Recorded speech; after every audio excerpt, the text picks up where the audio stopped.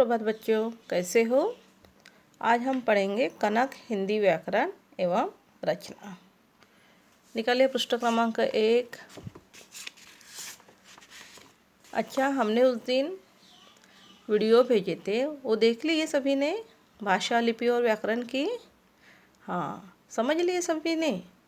अच्छा, चलो लिखिए कक्षा कार्य।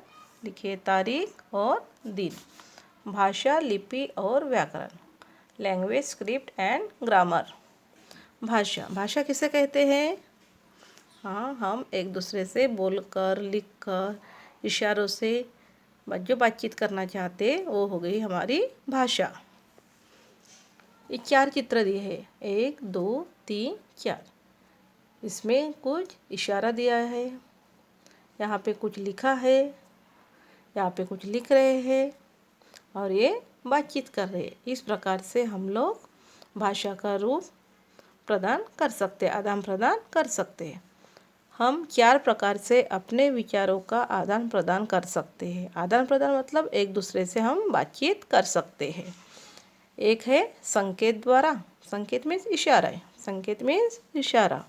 एक संकेत द्वारा, दूसरा पढ़कर, कहाँ पे भी लिखा रहता है वो अपन पढ़कर वो समझ लेते कि यहाँ पे क्या लिखा है। तीसरा है लिखकर, किसी को अपन लिखकर बता दे, वो भी होता है। और चौथा बातचीत द्वारा, एक दूसरे से बातचीत करके। ये सब भाषा के रूप है। इनमें मुख्य 2 रूपों को सबने स्वीकार किया है, मौखिक तथा लिखित। 2 रूप दिए हैं, भाषा के 2 रूप है, मौखिक तथा लिखित। मौखिक यानी बोलने वाला और लिखित यानी लिखने वाला। किसी व्यक्ति या वस्तु के बारे में जो विचार हमारे मन में पैदा होते हैं, उन्हें हम भाषा द्वारा ही प्रकट करते हैं। अगर किसी व्यक्ति के बारे में या वस्तु के बारे में बातचीत करना हो तो हम कैसे करते हैं, उसे अपने भाषा द्वारा ही प्रकट करते हैं।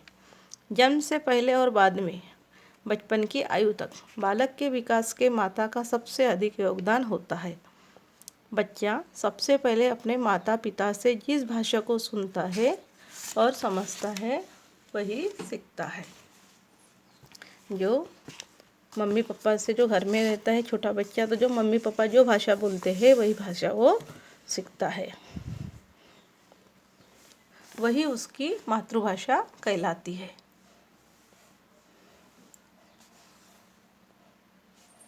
सुनकर समझी गई तथा बोलकर या लिखकर प्रकट की गई बात ही भाषा है।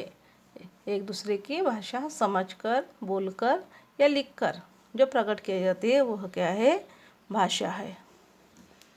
बच्चा सबसे पहले अपने परिवार और आसपास के लोगों से भाषा सीखता है। बच्चा जब छोटा रहता है तो क्या करता है, वो अपने परिवार का और आसपास के लोग जो बातचीत करते हैं उसी से उनकी भाषा सीखता है। फिर विद्यालय जाकर पढ़ना लिखना सीख लेता है। जब वो स्कूल में जाने लगता है तब वो पढ़ना लिखना सीखता है। इस प्रकार भाषा के मुख्य 2 रूप है। एक है भाषा, भाषा के 2 रूप, मौखिक, लिखित। मौखिक, लिखित। भारत में अनेक भाषाएं बोली जाती है, किंतु हिंदी बोलने वालों की संख्या सबसे अधिक है। भारत में अनेक प्रकार की भाषा बोली जाती है, लेकिन सबसे ज़्यादा कौन सी भाषा बोली जाती है? हिंदी। हिंदी हमारी राष्ट्रभाषा है। हिंदी हमारी राष्ट्रभाषा है, साथ ही उसे राजभाषा का स्थान भी मिला है।